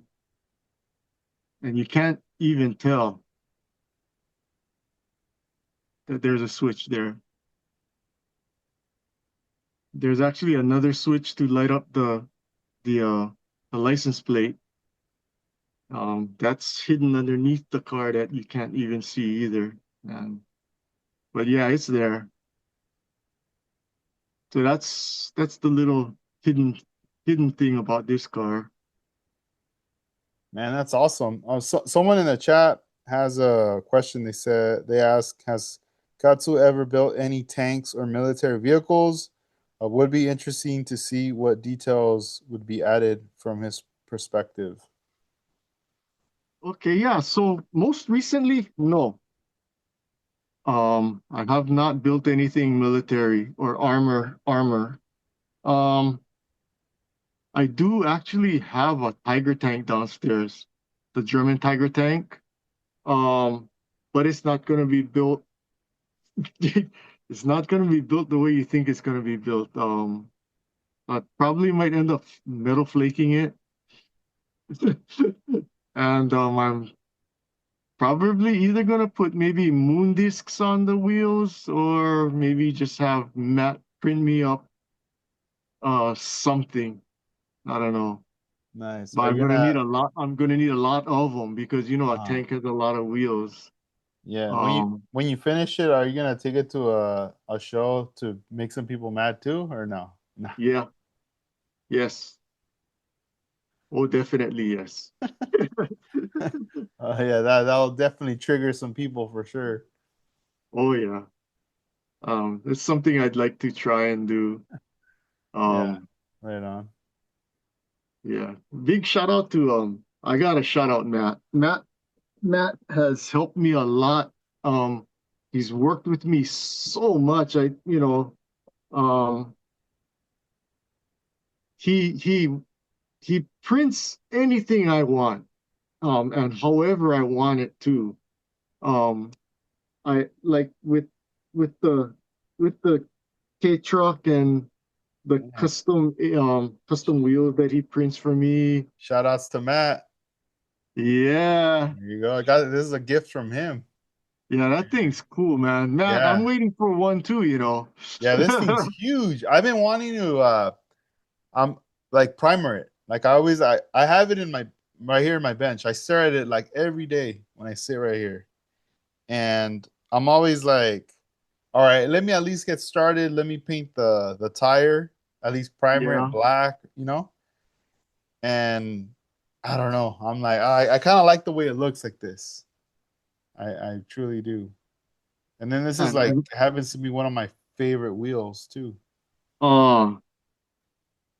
wheels from Matt, Ooh. more wheels from Matt, more wheels from Matt. 7.5-inch lips in case I want to customize some of my Aoshima wheels. Um, I've got I've got all kinds of stuff here. Mounts to change the wheels up to Aoshima mounts. AC Courage's, more of them.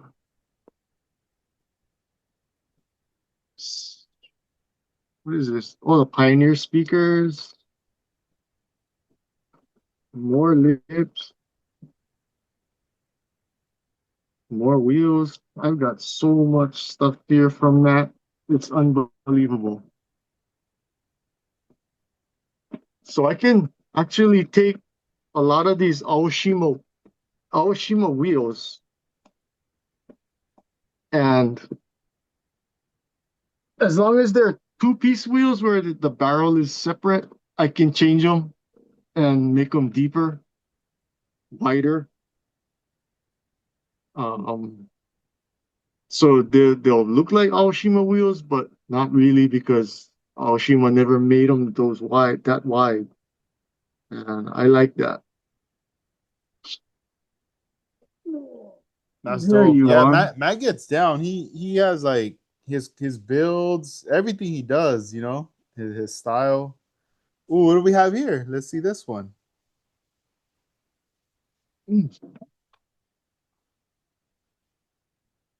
This one, same thing. These wheels are from Matt.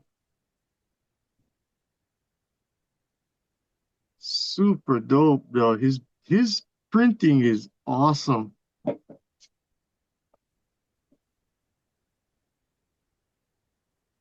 I love his printing. Another VIP style build. Yeah, what's up with the curtains? What material is that? That's in there. Ah, Okay, I'll tell you. It's foam. Oh, You know interesting. the you know the foam that everybody uses for lowriders? Yeah, yeah, yeah. For like the That's what interiors. yeah, that's what this is. Oh crap. That's what that is. It looks nice, man. It looks really, really dope. Thank you for sharing that too, by the way. Yeah. That's Dan. That's a secret tip right there, guys. Take some notes. Dang, that's So pretty yeah, it's cool. that's foam. I tried to fold up all kinds of different stuff to make them look like curtains, and hmm just one day I just said, let's try it with the foam, and it actually worked. That worked out So better. yeah, yeah, Oh, and that's I cool. yeah, and with the foam, I can actually make the pleats and however I want it to look. Yeah, hmm so I can make every single one. Like I know Yamamoto models or whatever. hmm They make a curtain kit, and I've seen it. I bought it. I wanted to see what it looked like. I've never used it. Um, and after I saw what theirs one looked like, then I was like, okay, let's try and make them out of foam then. And hmm that's where that idea came from. Yeah, that worked out better. That's cool, man. Yeah, I've never tried it. But maybe in the future, whenever, because I haven't done a VIP build, but You got to get into it. yeah, man. I mean, those cars are beautiful. Like sometimes, I'll see videos of them on YouTube and stuff, and they just ridiculously low. The cambered wheels, they just look very elegant. I know Yeah, on Instagram, I don't know if you follow him, 124 Mob, he does a lot of VIP yeah, stuff. yeah, Yeah. yeah. I follow him a lot. I follow him. Yeah, yeah, yeah. No, yeah, he does a lot. So it's cool. Like I like seeing a lot of those, like those Celsiors. Yeah, Like the crowns, yeah, a lot of those cars done up. The Lexus, they look sick and right there. he makes his own VIP tables for the interiors. He scratch builds them. That's insane. Like for me, I'm buying them. 3D printed. He's scratch making his. Oh, that's That's the crazy. Yeah, because I that's because that's it gives it that nice detail, and then the little bottles, all the little different accessories that you guys put in there. mhm.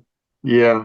So a lot of it is well, from what I was told from some other guys is you got to go and look at the dollhouse stuff. And that's what I've been using is a lot of stuff that they use for dollhouses. Glasses and bottles and stuff like that. And dollhouse stuff.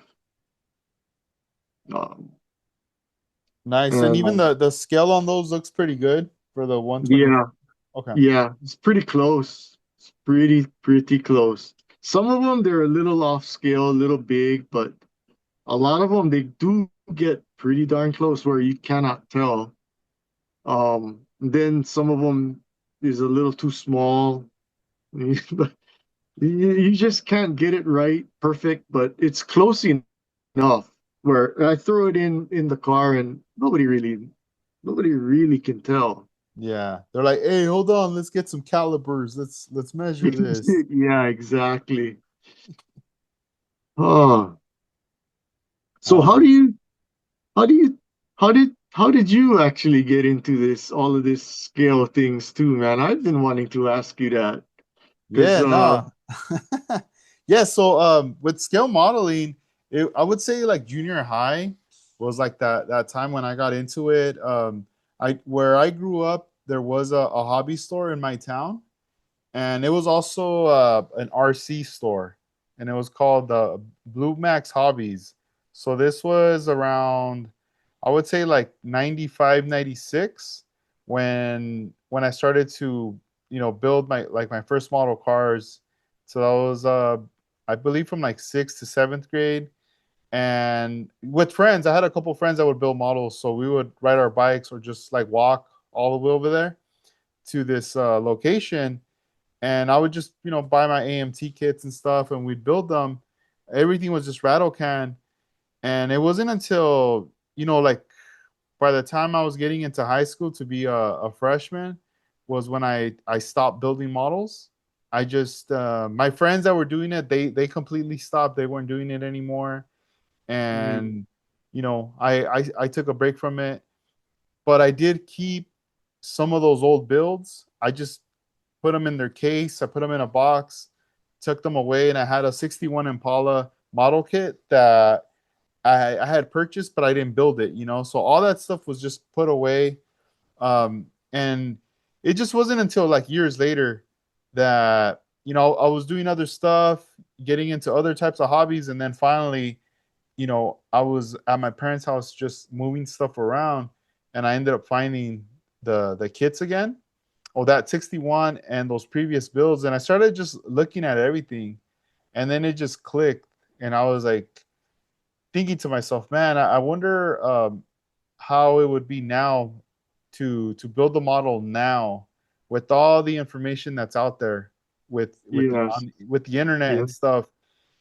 And I started to you know visit some of the local hobby stores now, and this was about 2015, I'd say. So I'm starting to look at like what's out there, starting to look at YouTube videos, start, um, buying some of the stuff that they're recommending on these videos that I'm watching.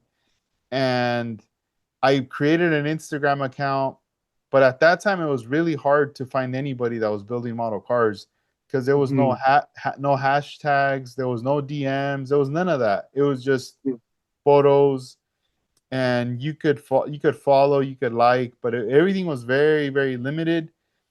And from there, I would say after building like a year or two, just kind of on my own, and speaking with some people finally on Instagram, um, once I started enabling comments and like DMs and stuff like that, I started to now meet like the my scale modeling heroes, or people that I saw in magazines from back Yeah. then. And in junior high, when I was building those models with my friends, there was the only magazine I was aware of that I had access to whenever they would have it at the liquor store was the Lowrider Bicycle magazine. Yeah. So so I didn't Right. I didn't have like all the issues. I only had like a few issues of those magazines. Yeah. I wasn't aware that this was like a bi-monthly, you know, kind of magazine that was being released, and I just didn't know when they were going to be out. So whenever I got the chance to like pick it up, I'd pick it up. But that was like as a as a kid, that was like a big impact with model building. Um, Later as an adult, redoing it now, and everything started to click. Now I started to realize what bare metal foil was, what it was intended for, um, down to stuff that was already around back then, but I had no clue about, you know.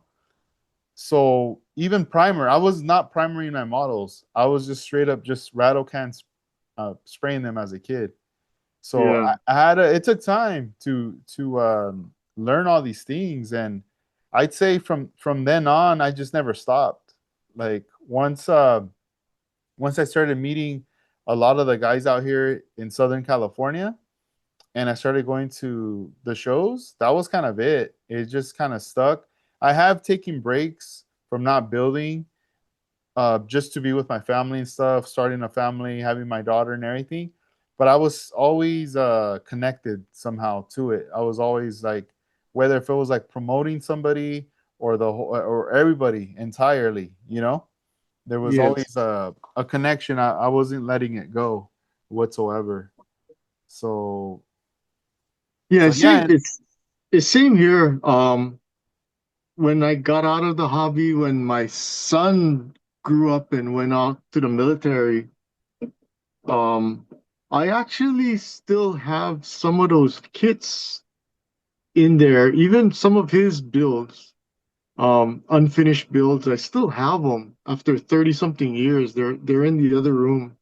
Um, I have this Revell Camaro uh, GT Racer, I think it is, or something like that. It's still in there. Um, So and plus two, I have some of the old um Tamiya kits that are still unbuilt. So it's the same here. I never did really let it go. Um, I never knew I'd come back to it, but I knew I didn't want to let it go. And so now here it is. I mean, again, with Ian was the one that got me back into the hobby. And even the Big Bad Dad Instagram page is actually a second page. He actually suggested that I make one specifically for just the hobby. That's how I have that second account for Instagram. So he actually played a real big role for me to get back into the hobby. And then, like I said, Ryan, Mark, those guys, they just pushed me, I guess, to become a better builder. Um, then when I retired, I had so much time on my hand. I could just sit there and watch all kinds of YouTube videos and talk to guys on Instagram, and then go downstairs to my garage, bust out my airbrush, and um, practice. Then experiment. Once I started getting really good at my airbrush, then I started experimenting, um, buying models. God, my wife is gonna probably kill me if she ever knew how much kits I actually have. Right? I think everybody know. That's funny. Those kits up there are actually just boxes. In my bedroom here that I'm looking at the walk-in closet. She's seen those kits. There's about 90 kits in there. Then downstairs in my tool room, there's about another I think at last count about 60. And then downstairs in the spare room where we keep all of our stuff like that, there's another 50 kits at least. Yeah. That, oh boy.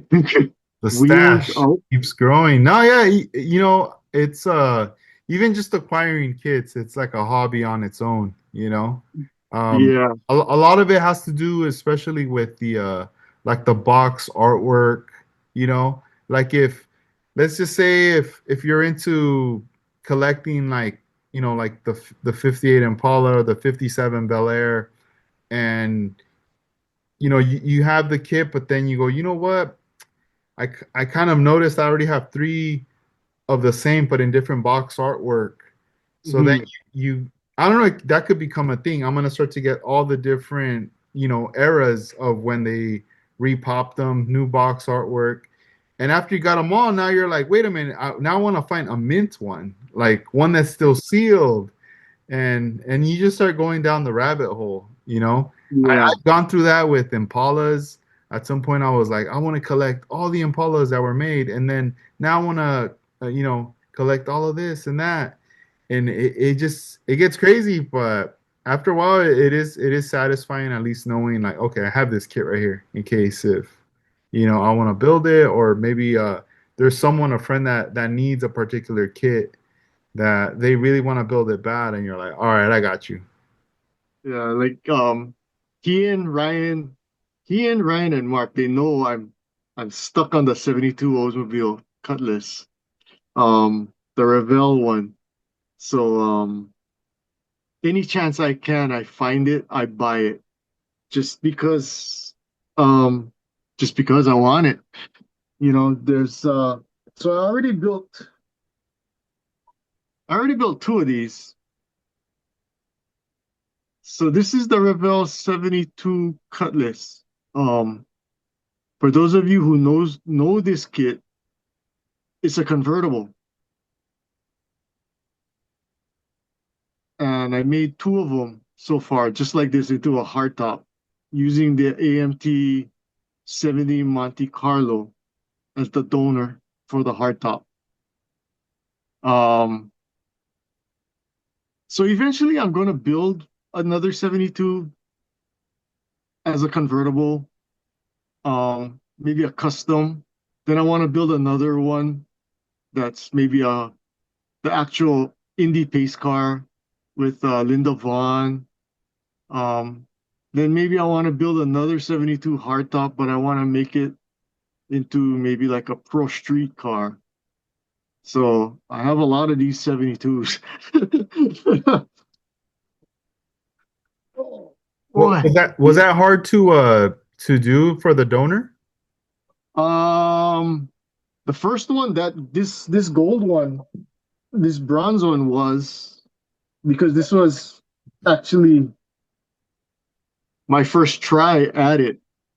Um, I just watched a couple of videos and I just knew that, well, it's body work, so we're gonna bust out a lot of putty and bondo and a lot of sanding. And there you go. It's a hardtop now. So obviously, I'm gonna build some of them as a convertible since the kit does is a convertible. Um, the what do you call that? The Indy pace car is a convertible, but I'm probably gonna do a couple of more hardtops. I love this 72 Oldsmobile. Um, we talked about that the other night. Yeah, I wish Revell actually made a 72 hardtop Cutlass Supreme. Because I'm not the only guy doing this. I learned it from another guy that actually reached out and said, I learned it from some other dude. There's a lot of us doing it. He goes, and 70 Monte Carlo is the kit to use for the hardtop. And I'm like, oh, okay, so I've got about 670 Monte Carlos here. And actually, I found out the 70 Monte Carlo makes a great parts car. You can use the 70 Monte Carlo parts for a lot of different things, like the front seats in this Toyota pickup truck are 70 Monte Carlo seats. This one will probably go to this.